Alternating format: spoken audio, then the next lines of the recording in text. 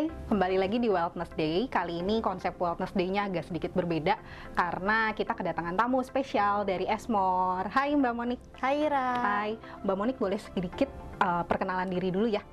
Mungkin sekilas tentang Esmore. Esmore merupakan perusahaan manajer investasi yang memang berpusat di London, dan Esmore Asset Management Indonesia sendiri sudah berdiri di Indonesia sejak tahun 2012. Jadi ini tahun ke-14 kami ada di industri reksadana, di mana dana kelolaan kami per Juni 2024 yang lalu itu berada di kisaran 30 triliun rupiah.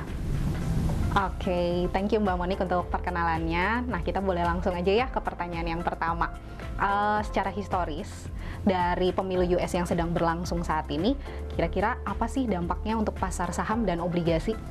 Iya Ra, ini akan sangat bergantung siapa yang akan memenangkan pemilu presiden di 5 November. Jadi kalau kita lihat berdasarkan data dari 538 Pulse, memang datanya pergerakannya agak sangat masif ya dari awal Oktober dibandingkan data di akhir Oktober. Jadi di awal Oktober perbedaan suara antara Trump sama Harris itu masih di atas 2%, Ra. Tapi kalau kita lihat data per akhir Oktober, perbedaan suara antara Trump sama Harris itu bahkan di bawah 1,5%. Jadi ini akan sangat bergantung siapa yang akan memenangkan pemilu di 5 November. Jadi dari Esmore memang kami melihat ada 4 skenario yang bisa terjadi.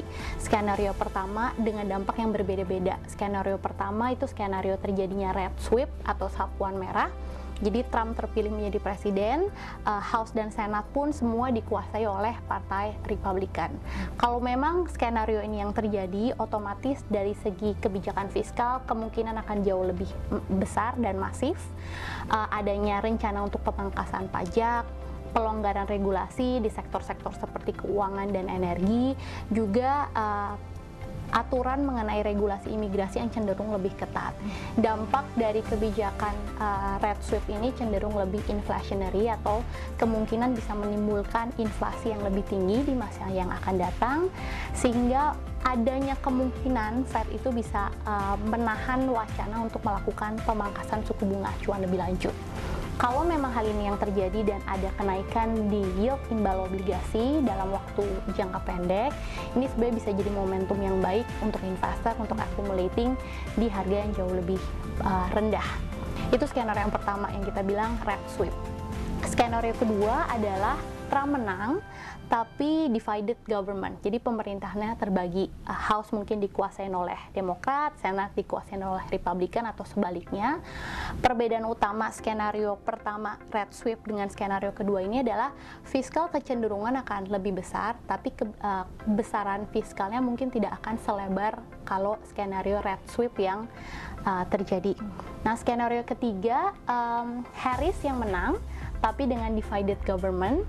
Ini yang skenario yang kita bilang lebih ke arah status quo atau seperti pemerintahan saat ini, di mana di pemerintahan Joe Biden kan presidennya Demokrat tapi House dan Senatnya juga terbagi, so impact ke marketnya as it is aja menurut kami.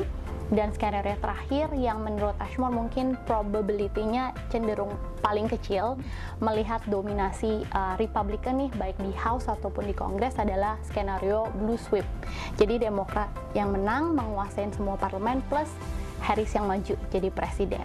Nah, kalau sampai ini kejadian, mungkin dari segi fiskal akan lebih lebar dibanding divided Congress, divided parlemen, tapi tidak akan selebar waktu red sweep itu kejadian. Jadi kalau kita ambil data dari Federal Budget punya website, di bawah pemerintahan Harris, net fiscal deficitnya itu memang diekspektasi akan melebar sekitar 3.500 billion US dollar di 2026 sampai 2035 mendatang.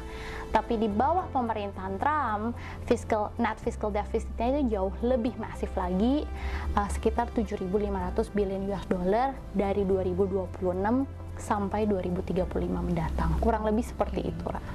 Oke, berarti kalau dilihat dampaknya yang diceritain tadi itu banyak ya Mbak, sekitar 4 ya tadi yang udah diceritain. Nah, tapi kalau menurut Mbak Monik sendiri, kira-kira siapa sih yang bakal menang dari pemilu US ini? Dari Esmore sih sebenarnya kita nggak punya specific view ya siapa yang menang, karena balik lagi persaingannya semakin hari semakin sangat ketat. dan probabilitas terjadinya red sweep juga cenderung semakin tinggi nih mendekati 1 minggu menuju pemilu di tanggal 5 November mendatang. Tapi balik lagi dari Ashmore kita punya pandangan ini akan sangat bergantung sama yang namanya 7 key swing states untuk menentukan electoral votes itu siapa. Karena 7 key swing state kayak Arizona, Nevada, North Carolina, Pennsylvania dan lain-lain ini masih bisa dibilang quote-unquote dibilang galau, belum tahu mau pilih Demokrat atau mau pilih Republican. Jadi it's all depend on the election day, kira-kira turnout votersnya seperti apa, dan 7 key swing states ini akan lebih berpihak ke arah yang mana. Nah, kira-kira Mbak Monik dari sektor-sektor apa aja sih mungkin yang bakal cenderung dirugikan atau diuntungkan dari hasil pemilu US nanti? Oke, balik lagi sektor-sektor apa yang akan dirugikan atau diuntungkan sangat bergantung siapa yang menang nanti untuk pemilu 5 November mendatang. Tetap ini ya, siapa yang akan jadi tokohnya ya? Betul, karena kan kebijakannya kan sangat bergantung siapa presiden yang terpilih. House sama Senatnya akan dikuasai oleh Demokrat atau Republikan atau Demokrat semua atau Republikan semua. Jadi dari Ashmore mungkin kami melihat kalau dari segi flow memang selama pemerintahan Biden dan Harris flow itu jauh lebih masif ke US dibanding waktu flow pemerintahan Trump, karena kan Trump punya policy sifatnya lebih proteksionis. Sehingga kalau memang nanti Trump yang menang dan terpilih untuk pemilu 5 November, mungkin kami akan lebih memilih mengalokasikan ke sektor-sektor dan saham-saham yang defensif dengan likuiditas yang baik, seperti sektor-sektor perbankan ataupun telekomunikasi. Namun kalau memang Harris yang menang, mungkin kami akan lebih memilih alokasi di sektor-sektor yang sifatnya lebih cyclical. Tapi dari Ashmore sebenarnya apart from the US election yang akan selesai ini dalam 1 mingguan ke depan, investor bisa lebih emphasizing to a bigger picture, yaitu mengenai Fed rate cut cycle yang sudah terjadi di September yang lalu dan masih akan terus berlanjut di tahun ini bahkan sampai 2025 mendatang. Sampai tahun depan ya, jadi nggak akan berhenti di tahun ini doang ya Mbak ya? Iya, betul. Oke, jadi sahabat Hana udah bisa harusnya bisa memilih atau bisa mungkin menimbang atau misalnya mana sih yang bakal nanti jadi akan pemenangnya, ke sektor mana nih bagusnya kita investasi atau mana nanti yang mana yang justru kita jauhin untuk jadi pilihan investasinya gitu ya Mbak ya? Iya. Oke, kalau menurut Mbak Monik dari Ashmore secara aset kelas lebih baik mana sih kita investasi di pasar saham kah atau di pasar obligasi kah? Oke, balik lagi sih Ra, tergantung risiko profil dari masing-masing orang. Tapi dari Ashmore, kami memiliki pandangan yang positif baik untuk pasar saham maupun pasar obligasi di tahun ini. Kenapa? Karena kami melihat fase pemangkasan suku bunga ini kan sudah terjadi di bulan September yang lalu, di mana memang Fed, Bank Sentral Amerika telah memangkas suku bunga acuan sebesar 50 basis point dari 5,5% ke level 5% saat ini. Dan yang menariknya sebenarnya di September yang lalu itu merupakan easing monetary policy cycle yang terbesar sejak bulan April 2020. Jadi di September kemarin itu ada 21 central banks yang secara serentak global menyeluruh melakukan pemangkasan suku bunga acuan. Dan kalau kita perhatikan dari median data dari Fed Fund Rate punya website, itu terlihat dengan sangat jelas bahwa Fed sendiri memprediksi di akhir tahun 2024 ini suku bunga acuan itu akan berada kurang lebih di kisaran 4,4 sampai 4,5%. Oke, mungkin bisa jadi turun lagi gitu. Betul, jadi 0,5% lebih rendah dibanding level saat ini. Dan dari saat ini ke akhir tahun masih ada 2 pertemuan meeting the Fed di bulan November dan Desember. Setelah itu kalau memang betul Fed Fund Rate itu akan berada di level 4,4 sampai 4,5%, di akhir tahun 2025 diprediksi Fed Fund Rate itu akan berada di level 3,5%. Jadi 1% atau 100 basis point rate cut dari akhir tahun 2024. Jadi itu yang membuat kenapa dari Ashmore kami memiliki outlook yang sama-sama positif baik untuk pasar saham ataupun pasar obligasi secara keseluruhan. Dan untuk sampai 1 tahun ke depan berarti ya Mbak ya? Betul, selama fase pemangkasan suku bunga acuan ini on track dan terus berlanjut ya. Wah, berarti sahabat Hana dalam 1 tahun ke depan banyak opportunity nih untuk mulai berinvestasi sesuai tadi penjelasan dari Mbak Monik. Nah, terakhir ya Mbak Monik, ya, untuk tadi kan kita bahas 1 tahun ke depan. Nah, kira-kira sampai akhir tahun nanti, ini kan kita kebetulan mau masuk akhir tahun ya sebentar lagi.